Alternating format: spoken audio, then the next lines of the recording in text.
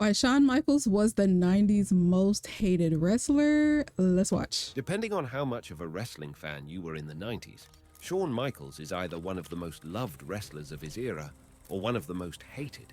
No matter what side you're on, the common ground is he is one of the biggest superstars in the company's history. How did a man with so much success end up having so many enemies in the industry, though? Stick around to find out as we reveal the intricacies of why Shawn Michaels was the most hated wrestler in the 90s.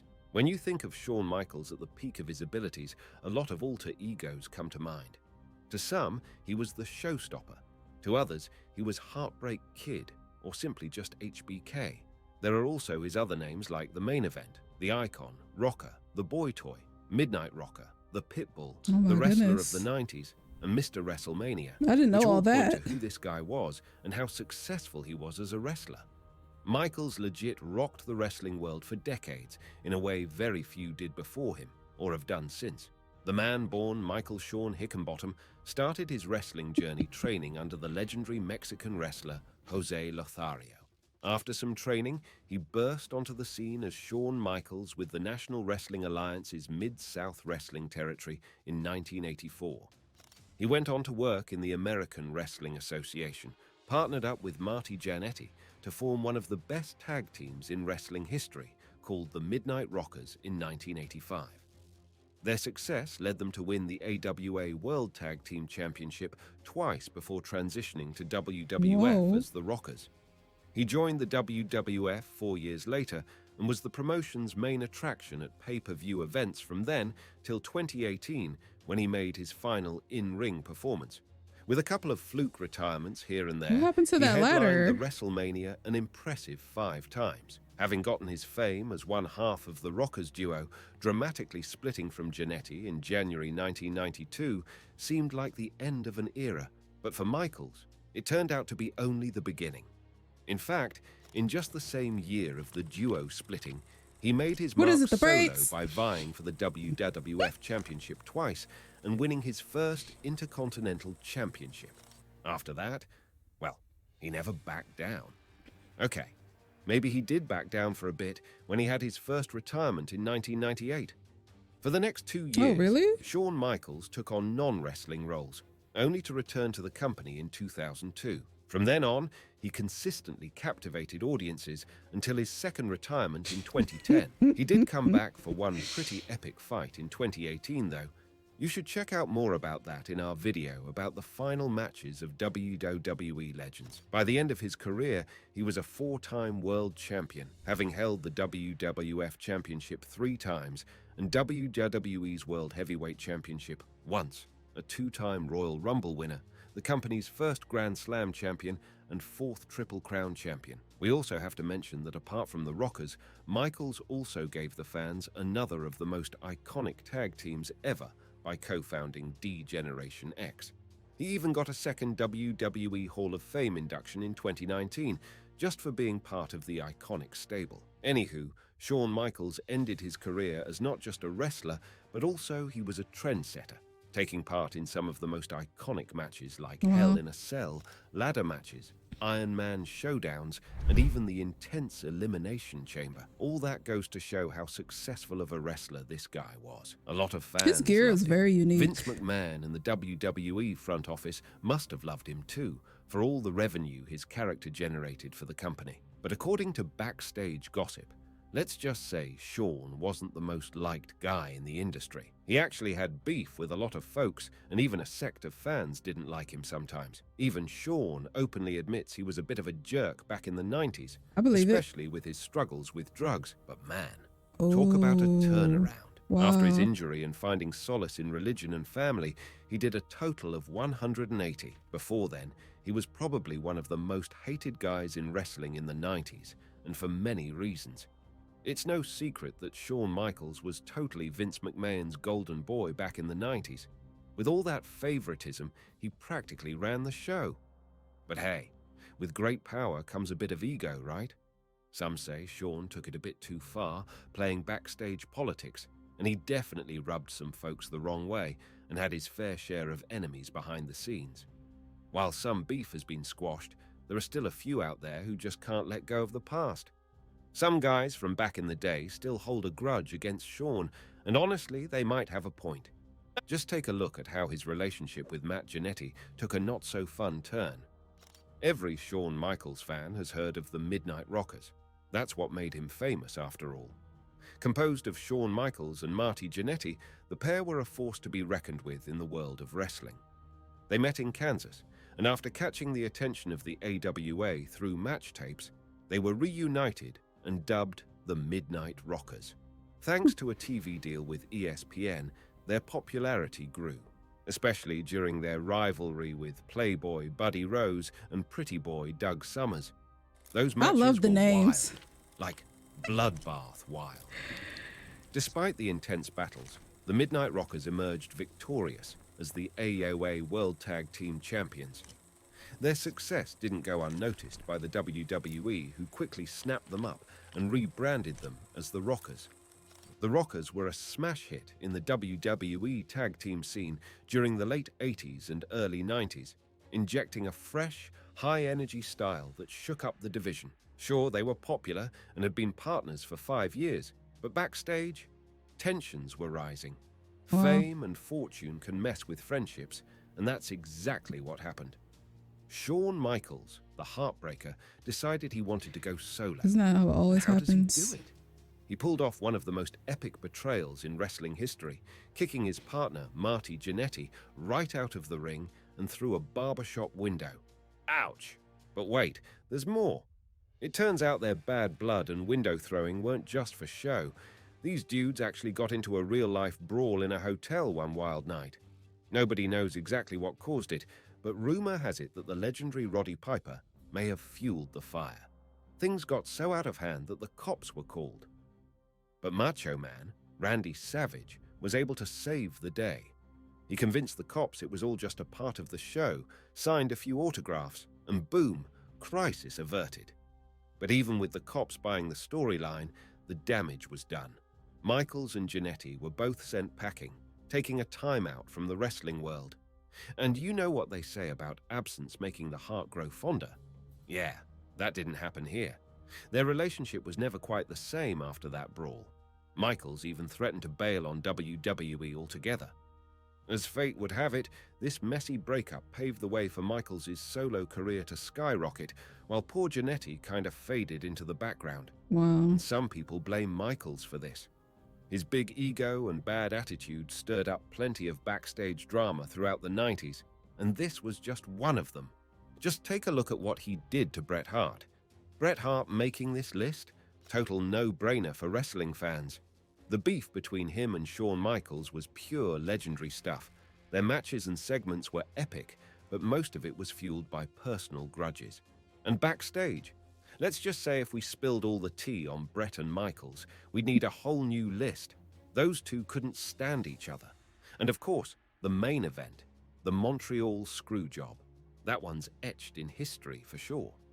From its simple and collaborative beginnings to its incredibly bitter end, the feud between Shawn Michaels defined the 1990s for the WWF and remains a talking point for many fans of the era. Back in the day, Hart and Michaels were just rival wrestlers in the WWF tag team scene. Hart actually had respect for Michaels and his partner, Marty Jannetty. The two tag teams had various matchups against one another from 1989 to 1991, when both Hart and Michaels moved on from the tag team division and became singles competitors. As their singles careers first began to take off, HBK, they were actually buddies. Then came the epic match, where neither man could score a pinfall in the hour-long bout, leading to sudden death.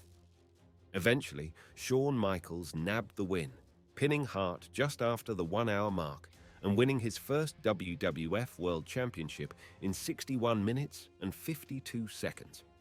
At the time of their epic Iron Man match, things were still cool between them. But oh boy, did it all go downhill fast afterward. By 1997, it was like all hell broke loose. Rumors were flying, shots were fired, both on screen and behind the scenes. The whole feud reached its peak at Survivor Series 97 in Montreal, Canada. That night marked Bret's last appearance in the WWF for a whopping Oh, I could 13 tell by the years. energy. Crazy stuff, huh? So what actually went down? At Survivor Series 97, Shawn Michaels didn't just stop at disrespecting the Canadian flag. He went all out and pulled off the ultimate insult to a Canadian icon during the infamous Montreal Screwjob against Bret Hart. When Bret was set to jump ship to WCW with the WWE Championship still in his hands, Vince McMahon wanted to pull a fast one. Bret allegedly refused to drop the title to Shawn Michaels at Survivor Series and suggested doing it at another event. That's when things got seriously messy. Fearing Hart would take the title with him to WCW, McMahon plotted with Shawn Michaels and others to pull off the Montreal Screwjob and had the referee call for the bell despite Hart not tapping out to Michaels' sharpshooter. Oh my God. It was one of the biggest wrestling scandals of all time. Oh my God. Initially, Michaels tried That's to play so innocent, dirty. but Bret wasn't buying it. The Hitman kept his distance from McMahon's turf for years, but the Montreal Screwjob saga still lived on. Eventually, though, Hart and Michaels buried the hatchet. They finally made peace on the January 4th, 2010 episode of Raw after over a decade of radio silence. While most people would easily remember Shawn Michaels' epic clash with Bret Hart, the saga of those who genuinely loathed the Heartbreak Kid goes way beyond. Take Chris Candido, for instance. This guy probably has the biggest reason to hate Shawn Michaels. Chris Candido and his WWE Hall of Famer girlfriend, Sunny, aka Tammy Sitch, entered the WWE scene in 1995 after rocking it in Smoky Mountain Wrestling. But this was smack dab in the era when the Clique ruled supreme and Shawn Michaels' behind-the-scenes shenanigans were at their most mischievous. Michaels and Sunny were up to some serious shenanigans behind Candido's back for nearly a whole year.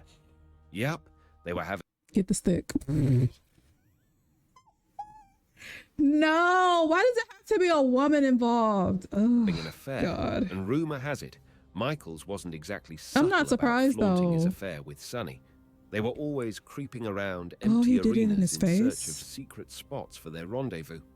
And get this, they were getting busy having sex multiple times a day whenever they were together. It wasn't all fun and games, though. Michaels wanted to take things further by having Sunny move in with him, but this caused things to hit a rough patch. See, Sunny was worried sick that Candido would take a nosedive if she left him high and dry, so they broke their things off. Candido left the WWE just a year later, only to tragically pass away in 2005.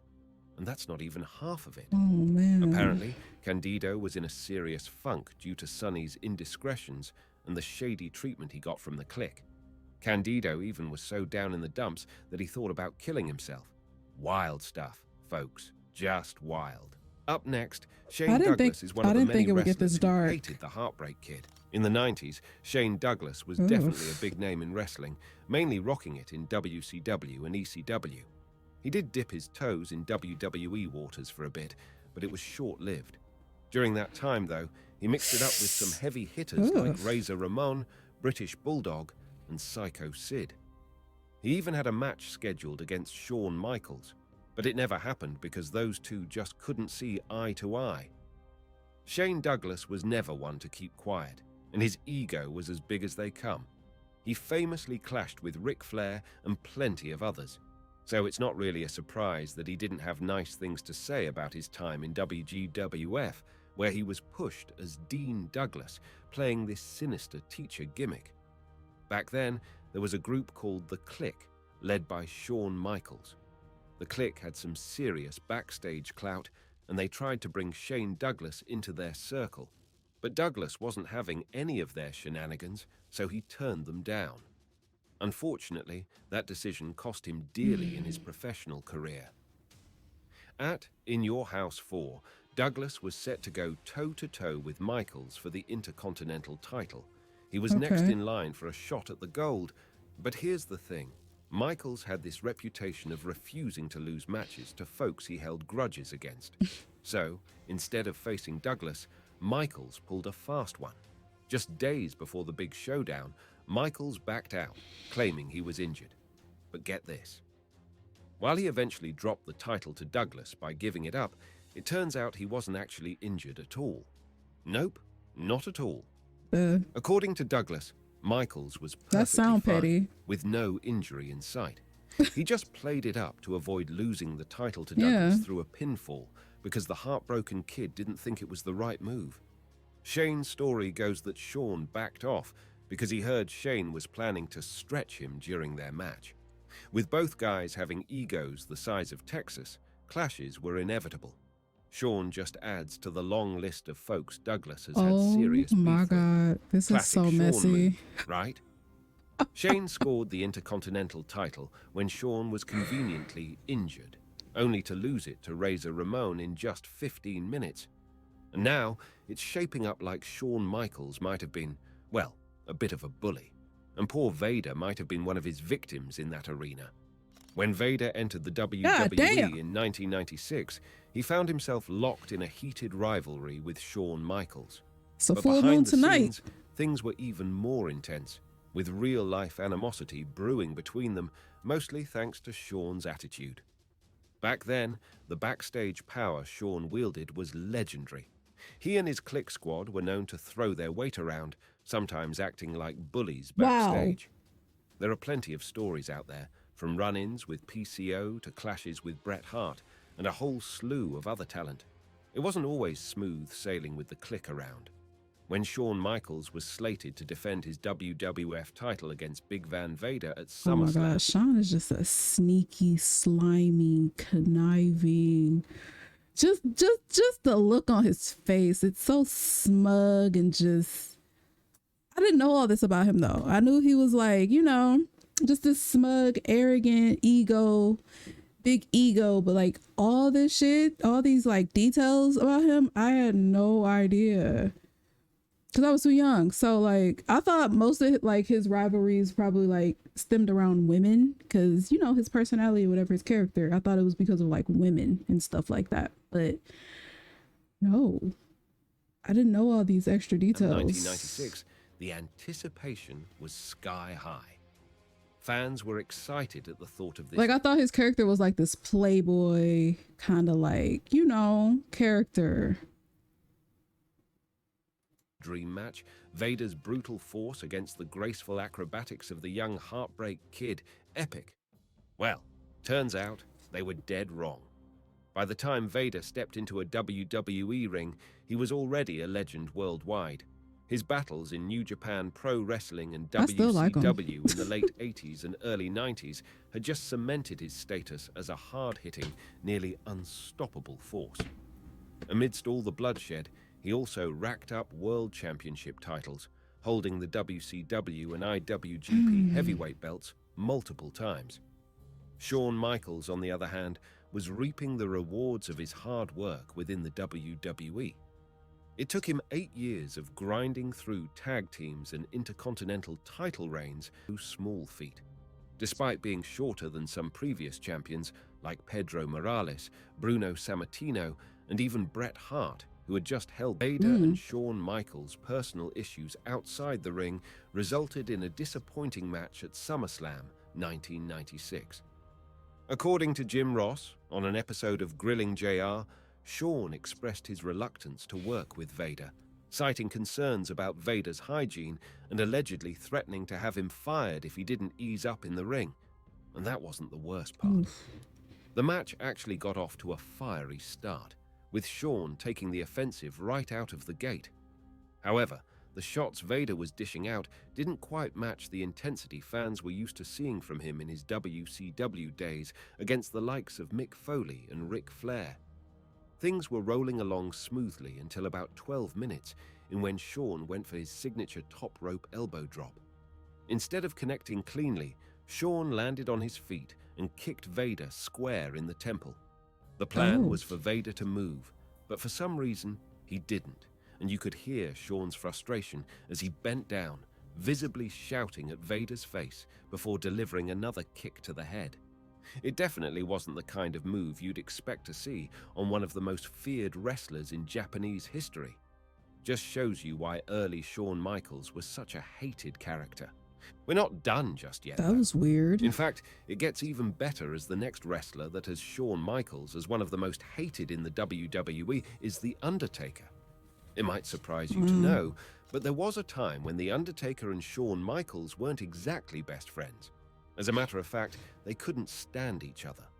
Back in The Undertaker's early WWE days, he admired Shawn Michaels for his in-ring skills, but behind the scenes, it was a whole different ballgame. The Undertaker wasn't really a fan of Shawn's outspoken personality and didn't really care for him at all. But in the ring, they had some pretty amazing chemistry. Despite their incredible chemistry in the ring, Undertaker preferred to keep his distance from HBK in real life. As Undertaker put it, their relationship has done a complete 360 from back then. If Shawn Michaels back then was on fire, I probably wouldn't P** on him to put him out. That's some wild stuff.